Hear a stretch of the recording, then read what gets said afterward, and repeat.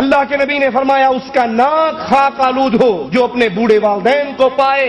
یا دونوں میں سے ایک کو پائے اور ان کی خدمت کر کے اللہ کی جنت میں داخل نہ ہو جائے۔ حسن بصری رحمہ اللہ کی والدہ جب فوت ہوئی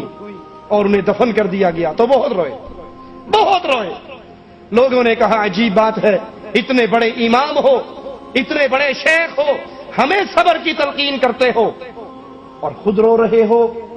کہا میرے رونے کی وجہ یہ ہے، سننا ذرا حسن بصری کے جملوں کو، میرے رونے کی وجہ یہ ہے کہ ماں باپ کی صورت میں میرے لیے دو دروازے اللہ کی جنت کی طرف کھلتے تھے کہ میں ان کی خدمت کر کے جنت کو پا سکتا تھا، آج ایک دروازہ بند ہو گیا، اب میرا صرف ایک ہی دروازہ جنت کی طرف کھلا۔ یہ بوڑھے ماں باپ مصیبت نہیں ہے،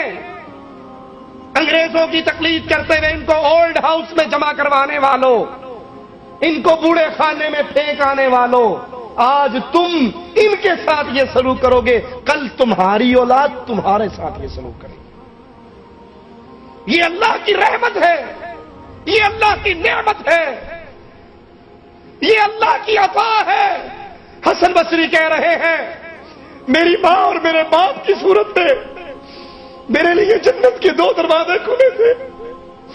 اور ایک کے موت ہونے سے آج جنت کا دروازہ بند ہو گیا۔ ماں باپ کی خدمت، ماں باپ کی شان پوچھنی ہے تو ان سے پوچھئے جن کے سروں سے یہ باغ ڈھل چکا ہے، جو ترستے ہیں کاش ہم اپنے باپ کی شکل کو دیکھ سکتے، جو ترستے ہیں اپنے بابا کا نام لیتے ہوئے، جن کے سروں پہ ماں اور باپ کا سایہ نہیں ہے، ان سے پوچھئے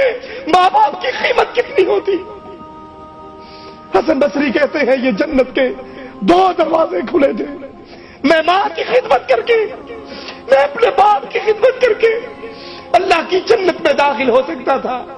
آج ماں کے مرنے سے میرے لیے ماں نہیں مری، میرے لیے ماں نہیں مری، میرے لیے جنت کا ایک دروازہ بند ہو گیا ہے، اب جنت میں جانے کے لیے میرے پاس صرف ایک ہی دروازہ ہے۔ ماں باپ کی موجودگی کو اللہ کی رحمت سمجھیے، اس کو غنیمت جانیے، اس کو غنیمت جانیے۔ اللہ کی قسم کھا کر کہتا ہوں دنیا کی ہر چیز انسان کو مل سکتی ہے، ماں باپ کی نعمت گزر جانے کے بعد دوبارہ نہیں مل سکتی۔ اپنی بیویوں کے لیے ماں کو ٹھوکریں مارنے والوں، اپنی بیویوں کے لیے ماں سے ناراض ہونے والوں، تم ایک بیوی کو طلاق دے دو، دوسری بیوی مل جائے گی، اولاد کو چھوڑ دو اور اولاد مل جائے گی، مال برباد ہوتا ہے اور مال مل جائے گا، لیکن اگر ماں کا سایہ اٹھ گیا ساری عمر تڑپتے گزر جائے گی، ماں دوبارہ نصیب نہیں ہوگی۔ اس ماں کی قدر کیجئے، اس باپ کی قدر کیجئے، ماں باپ کے لیے اپنے ہاتھوں کو کھولیے، اپنی زبان کو نرم کیجئے، ان ٹوٹے ہوئے رشتوں کو جوڑیے، اور اگر کوئی ماں باپ سے ناراض ہوا ہے یا ماں باپ اس سے ناراض ہیں، ابھی زندہ ہیں، زندگی میں ہیں، اس موقع کو غنیمت جانو، ان سے فون کے ذریعے، خط کے ذریعے معافی مانگ کر ان سے اپنا معاملہ ٹھیک کر لو۔ کیوں؟ یہ ماں باپ یا جنت ہے یا جہنم ہے۔